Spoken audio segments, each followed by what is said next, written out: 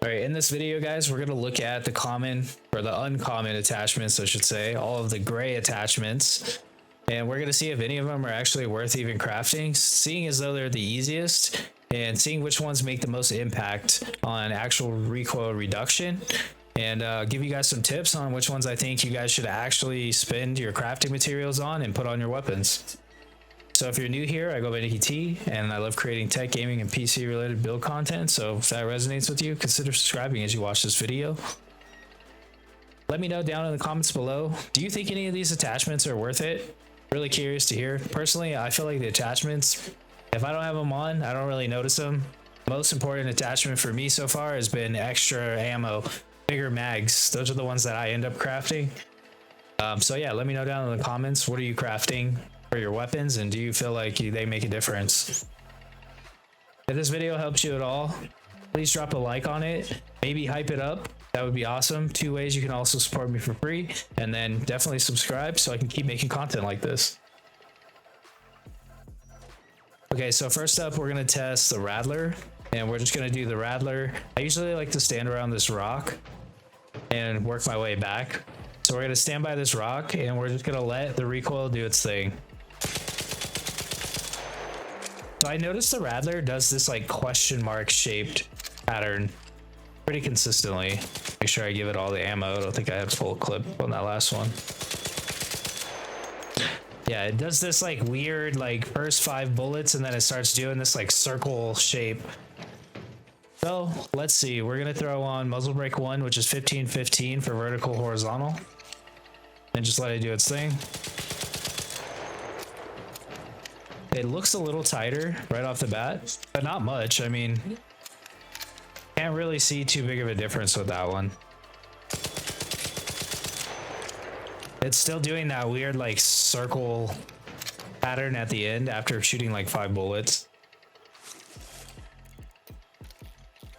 So let's do Angled Grip 1, which is horizontal recoil.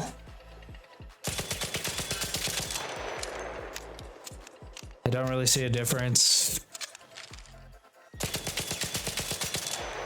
I don't see a difference. If anything, it got worse. Now let's do vertical. So vertical grip 1, which is 20% vertical reduction. Okay, vertical reduction seems to do the most for the uncommon. It definitely gives you a tighter grip. A tighter grouping right there. So I think so far vertical grip is worth it. Now let's stack it with Muzzle Brake 1. Or actually, let's do stable stock for recoil recovery time dispersion and reduced dispersion recovery time 2020. Start at the left over here. That does seem like it made a difference, surprisingly. Let's see. Make sure I wasn't controlling recoil by accident. Yeah, see, that looks more like it. Do one more. Yeah, if anything, it looks like it's controlling that circular when it goes like 5 bullets. It still does the circle, but it looks a little tighter. But not by much. I don't think that one's worth it. And let's do Compensator One, which is 20% shot dispersion, 10% shot dispersion.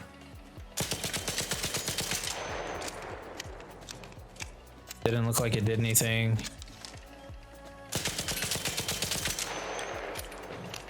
I mean, if you ask me, all of those look pretty identical. This one has a slightly tighter grouping. That's pretty consistent. Okay, so let's start stacking some of these to see if they make a difference. So this is gonna have 40% recoil, or 20% recoil recovery time, 20% reduced dispersion recovery time, 20% per shot dispersion, 10% max shot dispersion. So a lot of dispersion and recovery. That is a little bit more of a straight line. Do another one. And then that one kind of went back to doing that weird like circle. That one was a little more straight with a slight right kick. It didn't do the circle that time. I don't know. I don't think it does anything, personally. I don't think the dispersion does anything in this game. I don't see a reason for it. It doesn't seem to do anything for me, at least.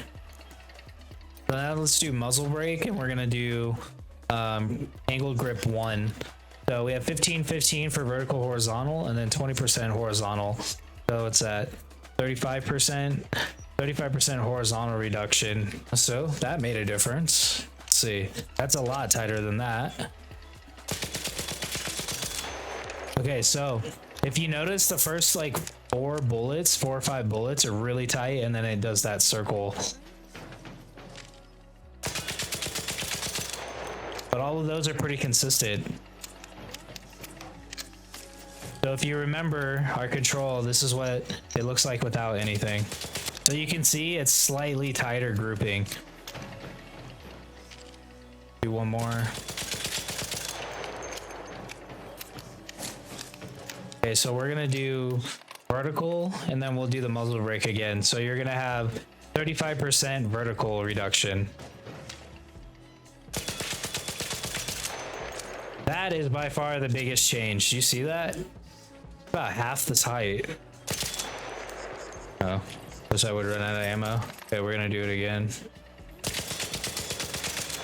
Yeah, by far that made the biggest difference. So I would say especially for the Rattler, I would do, my recommendation is going to be vertical grip 1 with muzzle brake 1, and you don't even need the stable stock. Let's see if the stable stock added does anything. I mean, it looks a little bit more like a straight line, huh? But not by much. I don't think it's worth it. I wouldn't even waste resources on that. I would just build it like this. Muzzle brake 1, vertical grip 1. Okay. Next up, we're gonna do the kettle. Kettle's crazy, right? Look at that. So we'll do one more kettle. One more kettle right next to it.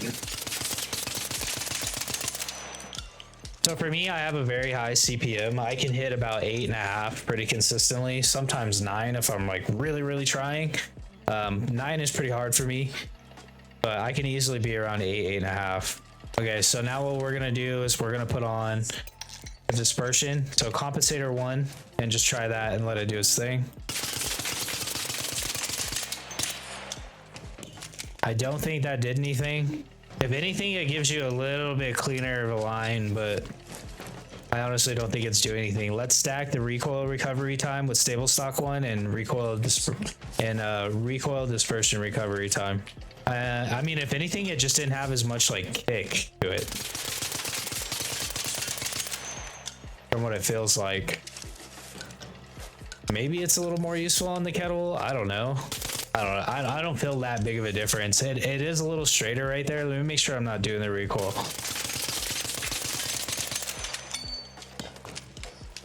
I don't think it's doing anything. Again, let's do muzzle brake. So this is just muzzle brake, nothing else. A little shorter. So that did shave off maybe 15% of it, maybe a little more.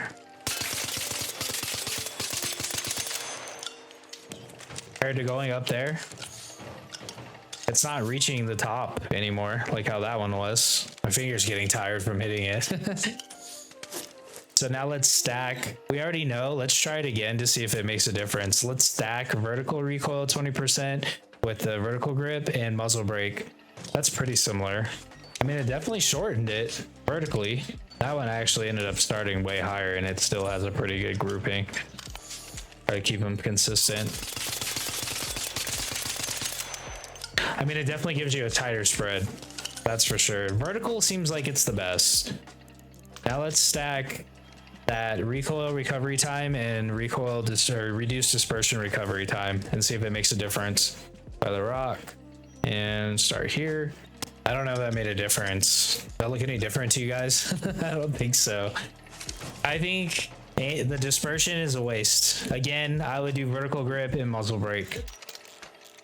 I think that's telling me all I need to know. I don't even think I need to test the stitcher, but for the sake of it, we're gonna test the stitcher. Here's the stitcher, not controlling it from the rock. This is perfect stitcher distance right here, lighting somebody up if you got in close. Do one more.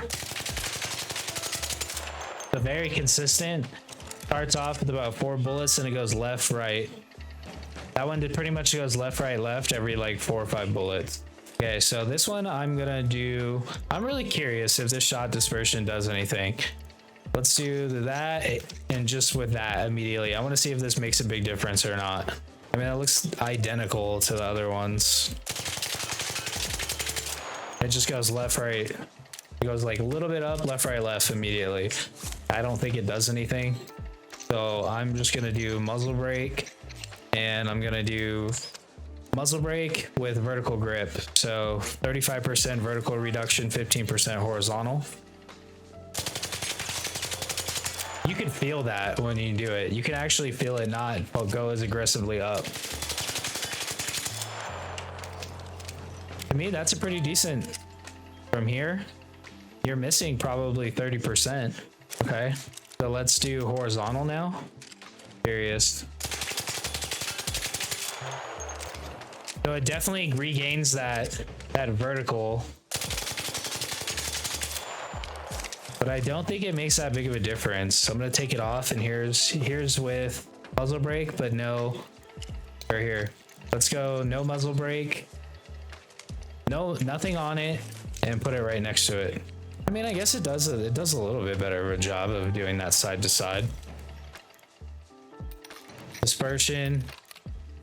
So I think again, you're gonna go vertical and compensator.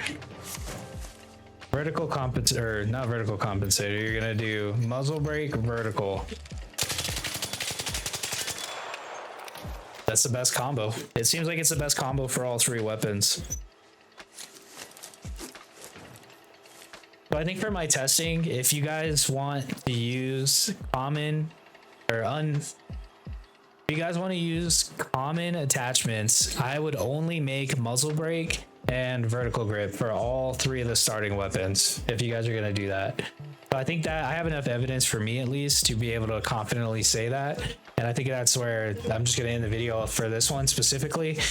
If you guys are if you guys are just getting started, or you only have mats to build your common modifications, muzzle brake 1, vertical grip 1 for all 3 of the starting weapons, and just do that. If this video helped you, again, please subscribe, drop a like, hype it for me, and I'll see you guys on the next test one. All right. And if you're new here, remember, I go by NickyT, and I love creating this type of content, so I appreciate you guys' support. And yeah, on to the next video.